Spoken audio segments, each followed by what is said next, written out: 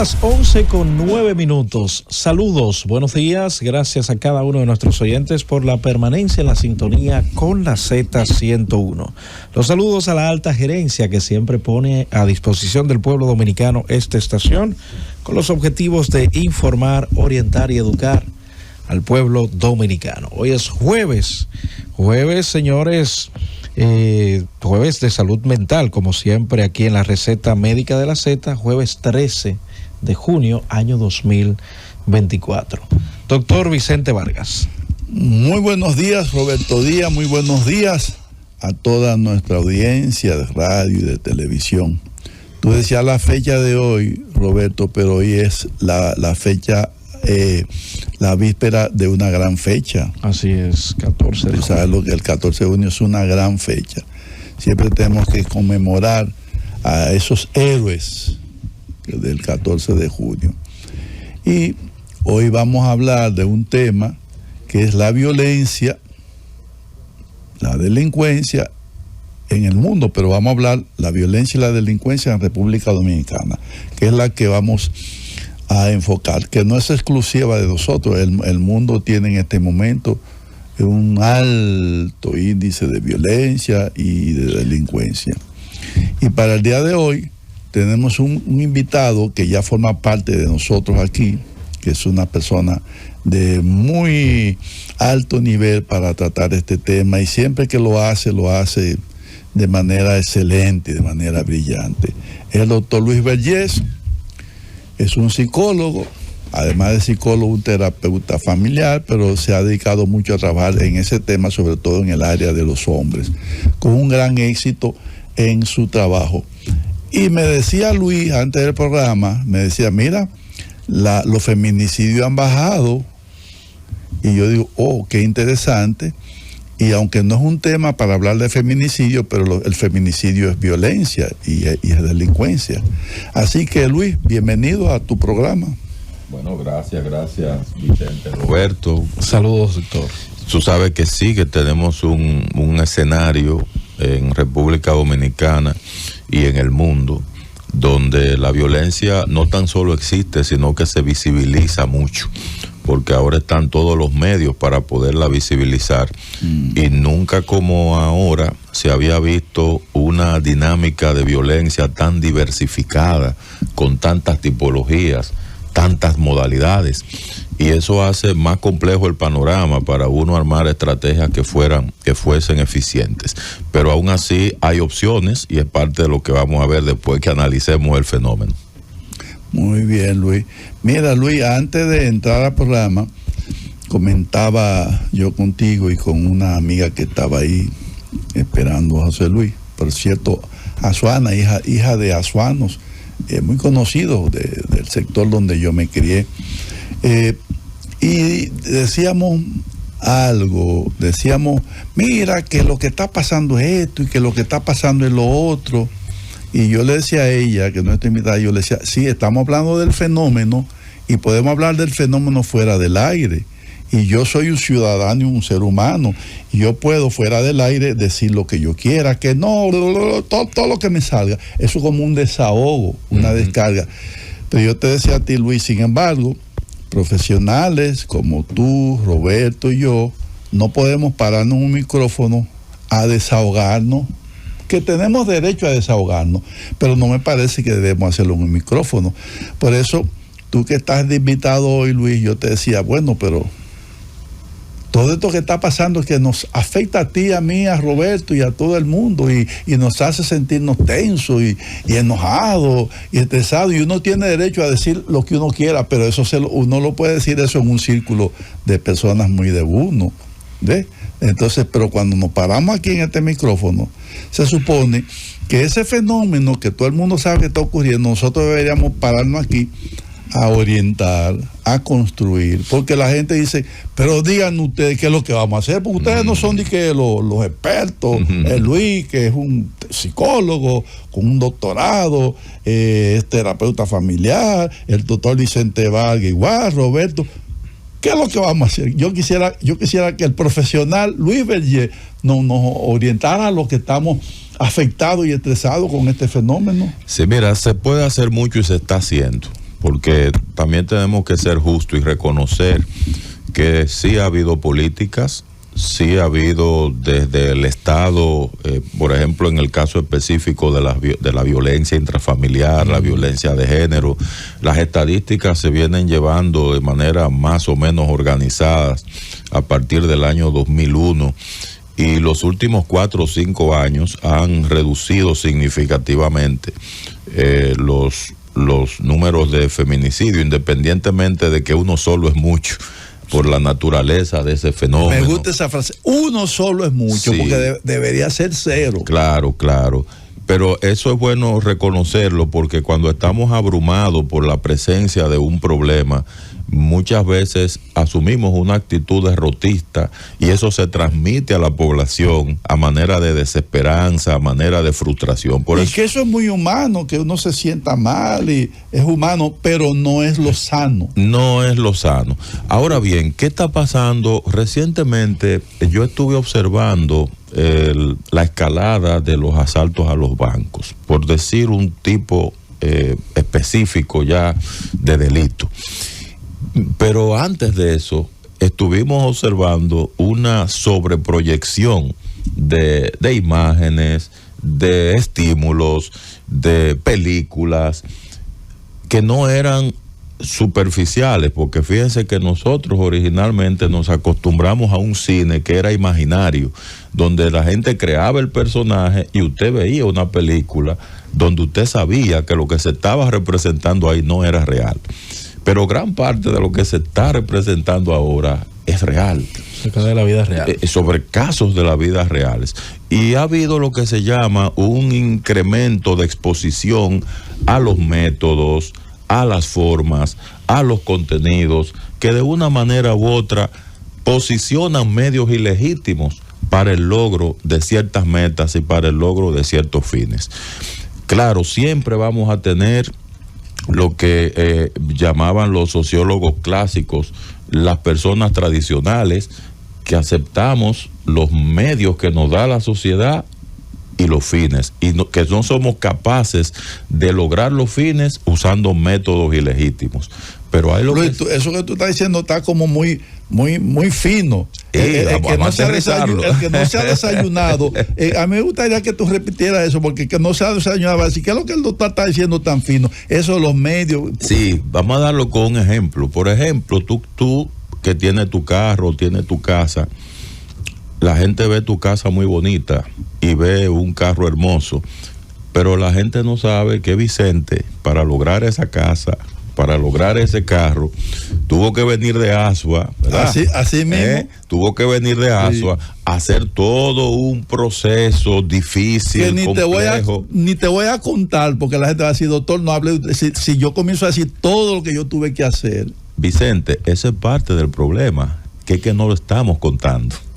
Lo que le están contando a la juventud es lo contrario. Lo fácil. Lo que le están contando a la juventud es que ese carro, esa casa, se obtiene sin eso que tú estás planteando.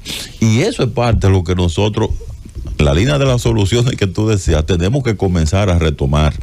Que los fines son bonitos. Claro que es bueno tener una buena casa y un buen carro y dar un buen paseo a Disney World de vez en cuando. Pero los medios para llegar ahí tienen que ser legítimos. Medio legítimo es lo que hace Roberto, medio legítimo es lo que hiciste tú. Y tú también. Bueno, gracias. Yo no quería ser yo que lo dijera. No, pero yo lo digo. Bueno, pero esa es la realidad. Entonces, tenemos ahora más visibilidad de los métodos ilegítimos que cuando nosotros nos formamos. Eso era impensable. Tú ver esas cátedras que le dan a la gente sobre cómo obtener las cuestiones de forma ilegítima, eso era algo que era difícil tú tener acceso. Y ustedes saben que en psicología eso tiende a normalizar. La normalización significa aquel estado de aceptación como normal de algo que no es correcto. Bueno, pues eso es lo primero.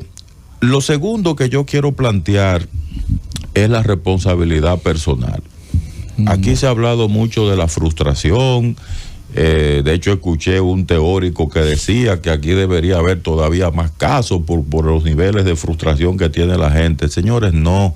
La teoría frustración-delito, esa teoría ha sido muy derrotada por las investigaciones científicas. La frustración es un fenómeno normal en todas partes del mundo, porque, decía Platón, los deseos son infinitos.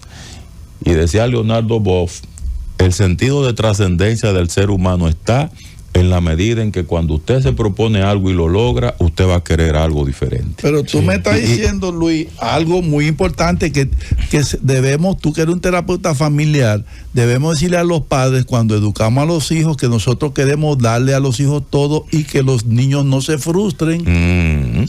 Entonces es un esfuerzo vano, porque en definitiva la frustración es el estado desagradable que sentimos a nivel interno cuando no logramos algo que nos proponemos, pero igual en algunos ese estado se convierte en una fuente de motivación para mejorar las estrategias y en el próximo intento hacerlo mejor.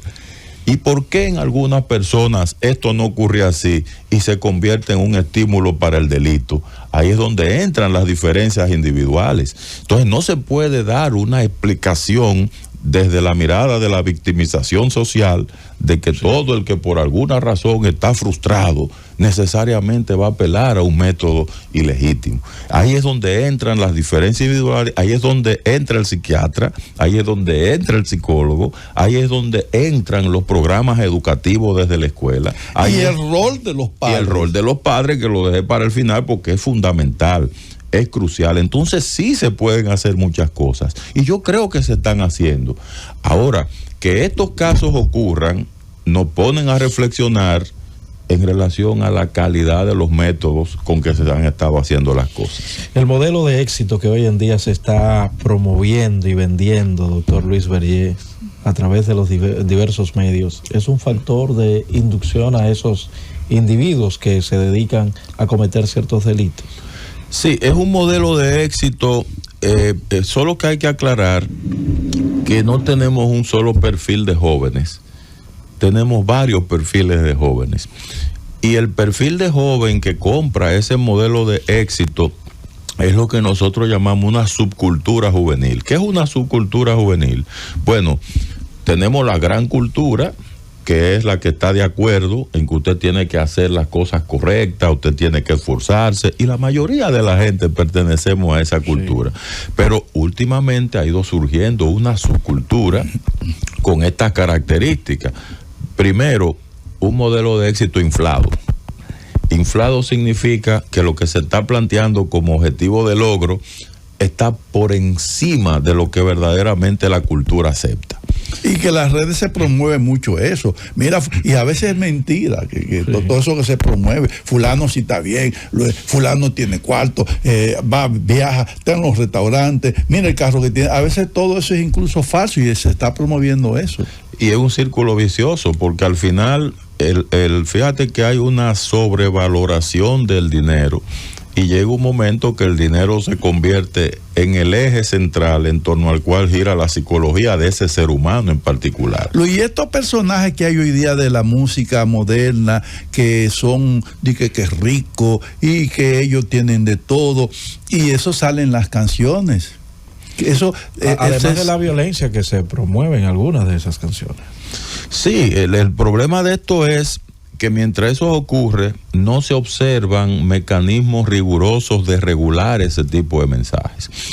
Fíjate que nosotros fuera del aire un día comentábamos algunas de las anécdotas de doña Zaida, por decirte algo. Siempre uno piensa en doña Zaida. Uno piensa en eso. Pero obviamente doña Zaida hoy le daría un infarto viendo esta situación. ¿Entiendes? Porque es una situación más difícil y compleja de controlar por una serie de condiciones. Ahora, ¿qué sí hay que trabajar? Un poco en la línea de las alternativas para ir ligando una cosa con la otra. La capacidad del ser humano para filtrar los mensajes que recibe. Porque hay muchas falacias, hay muchas mentiras. Mira, estamos en un punto que hoy se vende la felicidad. se compra con dinero la felicidad, es lo que se le vende a la gente. Y con droga. Pues la droga tiene que ver con eso. Yo con esa, bébete una pastillita de esa que tú vas a ser feliz. Con eso lo va a solucionar. Pero señores, hasta la belleza. Ahora resulta que la belleza, que era uno de los dones naturales por excelencia, bueno, hay gente que ya cree que la puede comprar con el dinero, si no, pregúntenle a los cirujanos. Entonces, que los cirujanos plásticos que se hacen ricos porque ahí van gente que se quieren hacer de todo para verse como se ven los actores y las actrices. Y así lo hacen. Yo he tenido experiencia porque tú sabes que muchas veces esos casos primero van a psicólogos. Sí. Lo refieren porque no toda persona que se va a hacer un procedimiento de ese tipo tiene el perfil para hacerse ese procedimiento desde el punto de vista psicológico. Entonces ya se están cuidando algunos profesionales y los refieren antes a hacerse evaluaciones. Y hay varias anécdotas, incluyendo que llevan hasta las fotos de cuál es el prototipo de personas no que se quieren parecer. No solo eso, Luis y Roberto. Yo conozco jóvenes que son, vamos a decir, morenitos, bajitos, que ellos me dicen que ellos quieren ser igual que Brad Pitt, alto y rubio. Y también me dicen, y quiero tener un pene grande. Estoy hablando casos reales. Casos reales. Y yo dice, pero ¿y cómo? Es como que yo diga, yo ahora quiero parecerme a Brad Pitt. Me dice, pero tú eres mulato. No, pero háganme como Brad Pitt y llevo mi foto. Y yo quiero tener un pene grande. Y hay gente que se prestan a hacerle juego a eso. Ese individuo tiene un problema mental y emocional fuerte. Claro, y detrás del centro sigue siendo el dinero, porque el que se presta a hacer eso, cuando sabe que en el fondo hay mucho engaño, y hay un tema de equidad también, es hombres y mujeres. Ya no se puede decir, al principio el tema estético y la presión sociocultural para complacer esos prototipos de belleza era hacia las mujeres, pero fíjate, tú estás dando ejemplos masculinos también. Sí, no, yo te digo casos pacientes que yo tengo, y un individuo que dice, yo quiero ser joven, yo tengo 80 años, pero póngame de 30.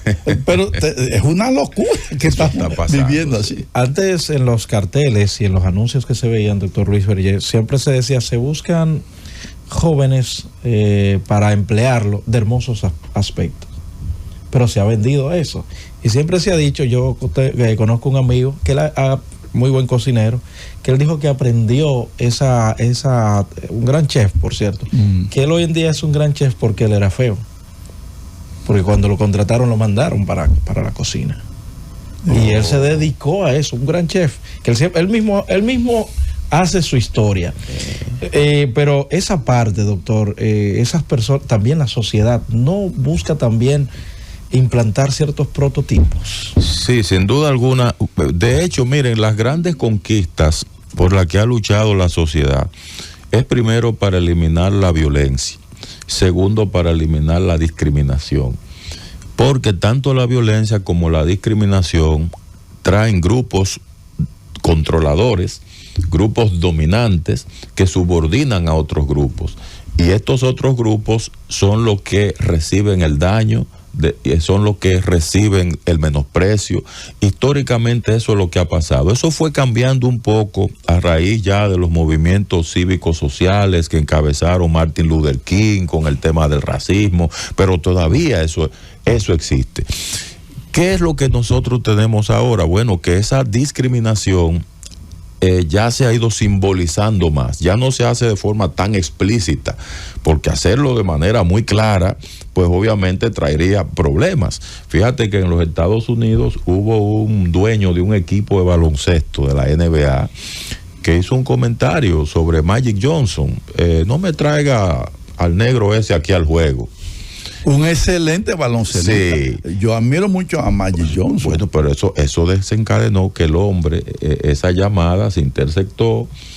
Ya tú sabes, cuando lo dieron a conocer, los mismos jugadores de su equipo se pusieron una cinta negra protestando por lo que él dijo. Sí. Y los fanáticos dejaron de ir y el señor tuvo que vender el equipo. Entonces, fíjate las consecuencias a partir de todo ese movimiento. En República Dominicana nosotros tenemos que ser un poquito más proactivos en esa parte. definitivamente. Me gusta eso, porque lo que yo digo es que, y mira lo que está pasando, y mira lo que está pasando, y mira lo que está pasando, pero esa frase que tú dices, tenemos que ser más proactivos. Es lo que yo digo. Tiene que haber un grupo de personas que digan, óyeme, tenemos que hacer algo, no podemos decir, mira lo que está pasando, mira lo que está pasando. Y entonces. Y nosotros como profesionales, tú eres testigo en tu práctica clínica que el que es excluido, el que es discriminado, el que es bulleado, ¿verdad? Con el tema del bullying, el que recibe acoso laboral y todos estos prototipos que Roberto se refería, que traen esas formas de discriminación, ese es el candidato a deprimirse, ese es el candidato a suicidarse, o a delinquir. Entonces, todo está conectado. No hay una causa única aislada que explique este fenómeno. Entonces, si usted permite la violencia, permite la discriminación, usted no sabe el germen que usted está contribuyendo a crear. ¿Quién fue Adolfo Hitler? Originalmente, Adolfo Hitler fue un aspirante a pintor, que le negaron el acceso a todo tipo de posibilidad de él participar en ese desarrollo, y que fue discriminado, vejado y marginado por todos los estamentos sociales a los que él pertenecía después de participar en la Primera Guerra Mundial. Y fíjate lo que salió. Y ahí fue discriminado, de hecho, hasta por su tamaño. Sí, una cosa asombrosa. Y era hijo de un padre agresor que maltrataba a su madre y que además era alcohólico. Y asumió en su discurso la frustración de un pueblo, porque vamos a decir, él asumió su discurso, él muy inteligente, el Cacto dijo, aquí hay mucha gente que se sienten mal, que se sienten frustrados. Con Alemania se hizo un abuso después de la Primera Guerra Mundial, y él captó ese espíritu que había de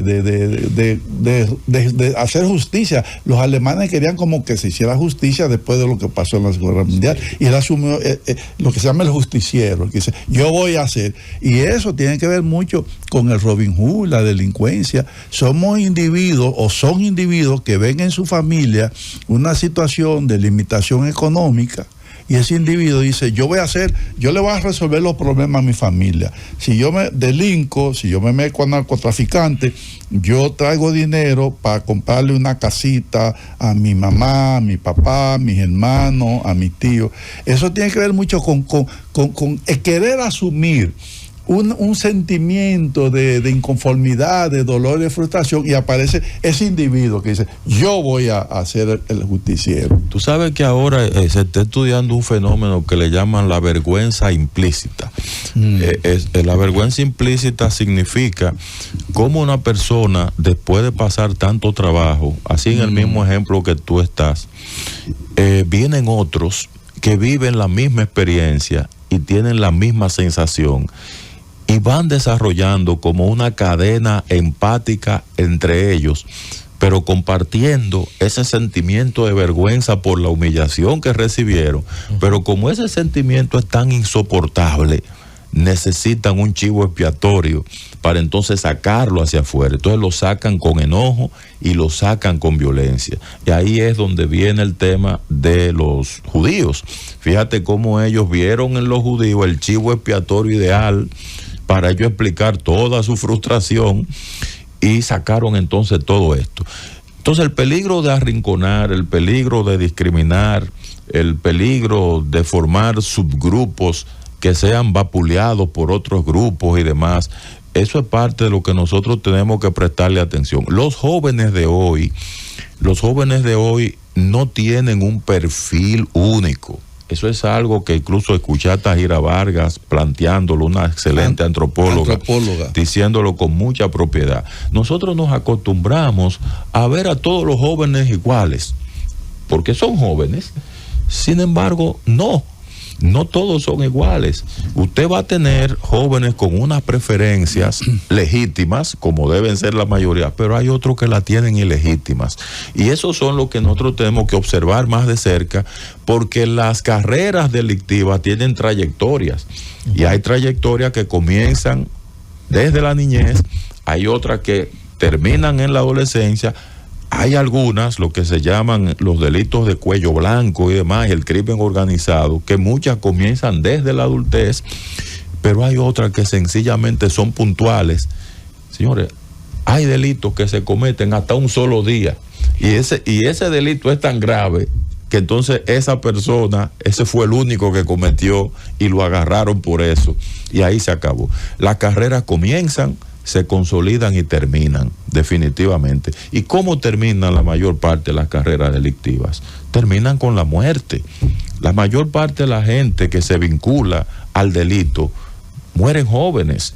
Y esos son de los mensajes que nosotros tenemos que transmitir, que veamos el fenómeno más desde las consecuencias y no desde el mártir, desde el osado que se atrevió a hacer algo y que usó el método tal, porque eso es lo que hace promover el delito. Eso es así. Bueno, vámonos a una pausa.